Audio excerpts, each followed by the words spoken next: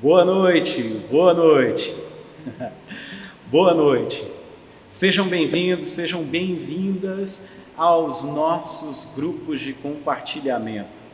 Um tempo em que irmãos encontram-se com irmãos para que possam conferir as Escrituras e trocar ideias de vivência com Deus, inspirados por Deus em Sua palavra, através das rodas de conversa. E você é muito bem-vindo aqui. Hoje nós damos start à nossa temporada de grupos de compartilhamento e é muito especial estarmos em várias casas através dessa transmissão. É muito bom ter você aqui nesse grupo para juntos pensarmos sobre propósitos, sobre princípios, sobre bênçãos de Deus para a nossa vida. Quando nós olhamos para as Sagradas Escrituras, nós vimos que Deus já nos deu, no princípio, que começa em Gênesis, no princípio Deus. Então tudo parte por meio de Deus.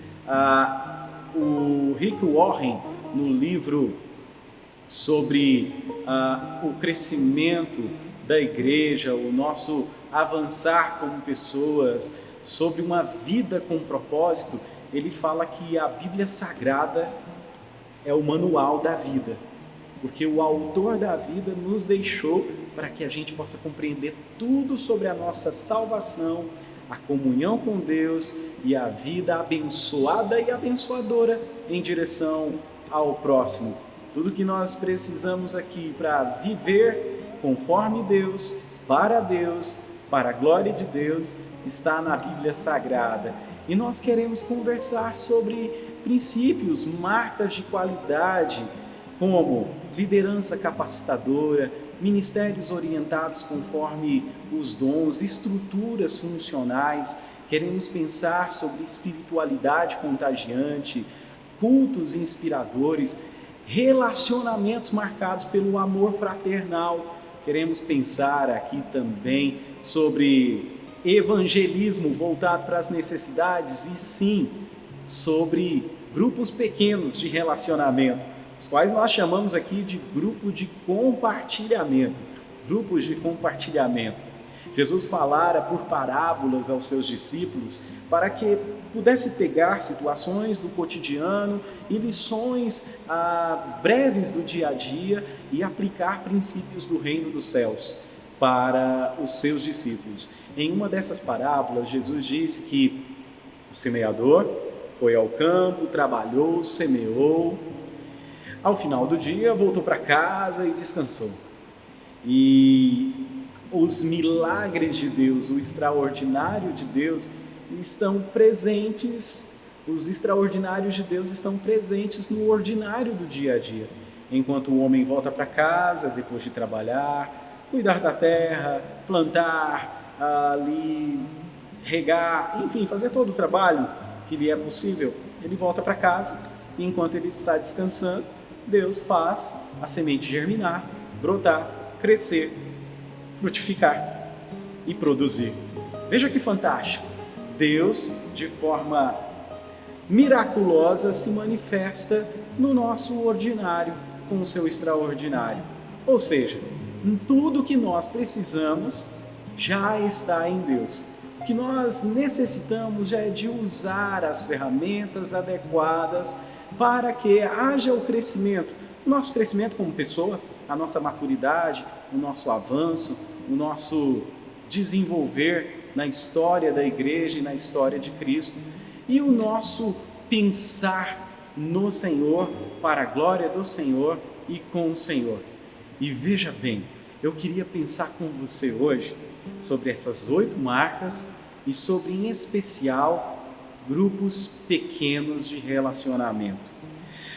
Atos capítulo de número 2, e eu quero ler para vocês, conta que a igreja estava revestida do Espírito Santo, cheia do Espírito Santo de Deus, e o que acontecera é que, verso 42, eles perseveravam no ensino dos apóstolos e na comunhão, no partir do pão e nas orações. Em cada um havia temor, e muitos sinais eram feitos extraordinários pelos apóstolos. Todos os que criam estavam unidos e tinham tudo em comum.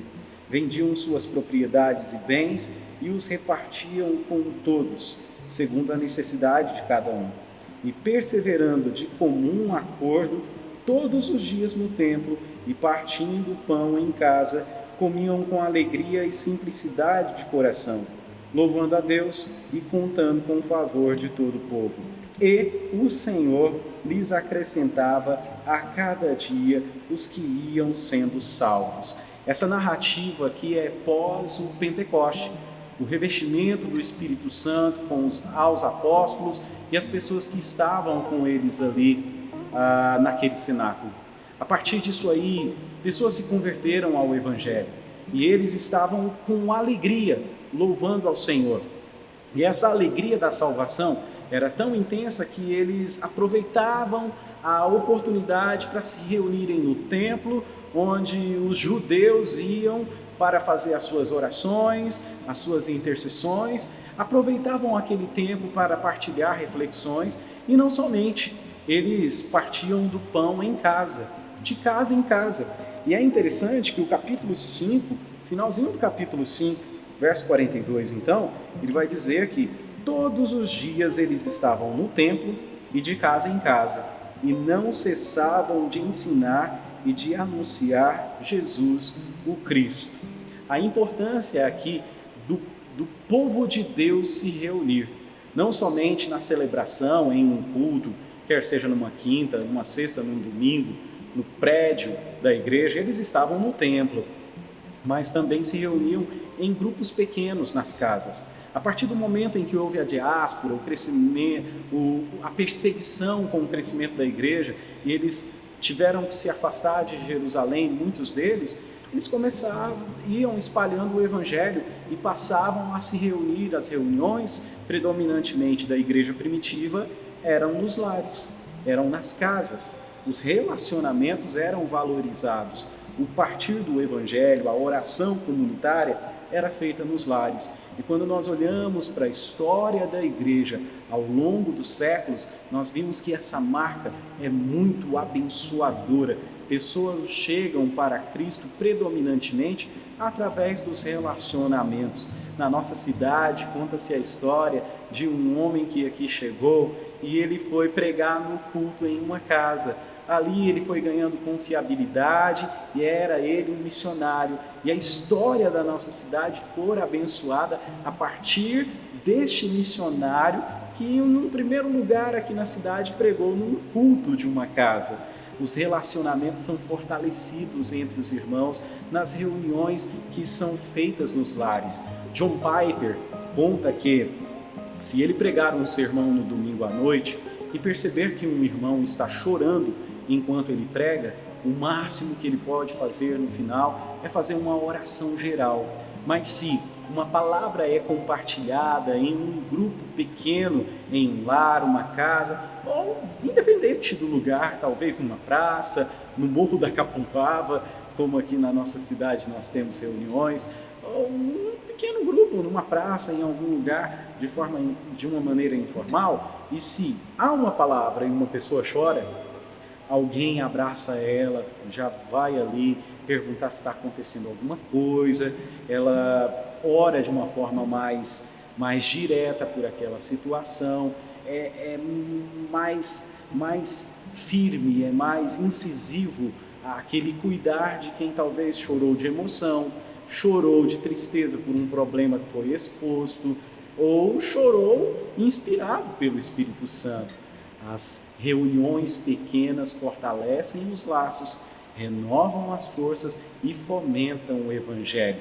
E eu queria falar sobre isso. Depois da gente ver que eles se reuniam de casa em casa, que louvavam a Deus, que partiam o pão, o texto vai dizer que o próprio Deus ia fazendo, acrescentando aqueles que iam sendo salvos. Aqueles que vão ser salvos podem ser o seu marido, a sua esposa, o seu filho, o seu avô, o seu primo, o seu sobrinho. Pode ser o irmão da igreja que chegou agora e está na sua casa agora. e a gente vai fortalecendo a fé através das rodas de conversa. E eu quero encerrar esse período dizendo: participe conosco dos nossos grupos de compartilhamento. As nossas temporadas, quer seja lá no início do ano com os cultos de casa em casa, agora com os grupos de compartilhamento, no meio do ano nas visitações mútuas e voltando com os grupos de compartilhamento no último semestre, visam o quê? O crescimento de cada um de nós como discípulos do Senhor Jesus. E como discípulos do Senhor Jesus, cheios do Espírito Santo, nós vamos colaborar com Deus para que os salvos sejam acrescentados através da nossa rede de relacionamento. Deus vai abençoando a nossa vida. Deus vai abençoando você e eu. Fica firme com a gente. De 15 em 15 dias, nós vamos nos reunir nos grupos de compartilhamento. E no final desse período, daqui a pouquinho, eu vou pedir para vocês se reunirem numa roda de conversa. Antes, vamos mandar um questionário para vocês, para que vocês possam responder de forma individual e depois partilharem. E por último, nós vamos, em todas as nossas reuniões de grupos de compartilhamento, fazer uma janela 5x14. Que janela é essa?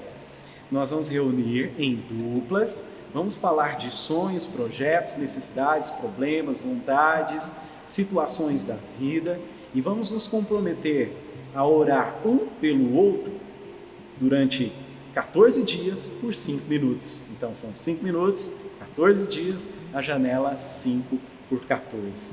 Ao final, façam isso. Mas agora eu queria deixar 2 questões para você responder. Nós vamos partilhar o link para você pode responder aí através do seu celular e depois compartilharem na roda de conversa. Primeira pergunta: como é que essas marcas de qualidade que nós citamos, liderança capacitadora, ministérios orientados conforme os dons, estruturas funcionais, cultos inspiradores, relacionamentos marcados pelo amor fraternal, espiritualidade contagiante, evangelismo voltado para as necessidades e grupos pequenos, como é que isso, ou melhor dizendo, qual dessas áreas é mais marcante na nossa igreja? E qual dessas áreas é mais latente na sua vida como discípulo do Senhor Jesus? Segunda pergunta, segunda questão. Como é que grupos pequenos podem colaborar para o nosso crescimento como discípulos do Senhor Jesus e para o nosso avanço na caminhada da fé como igreja do Senhor?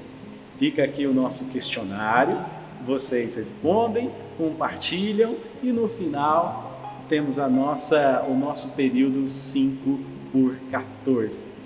Deus abençoe a sua vida, um forte abraço e vamos para a roda de conversa. Um beijo no coração. Tchau!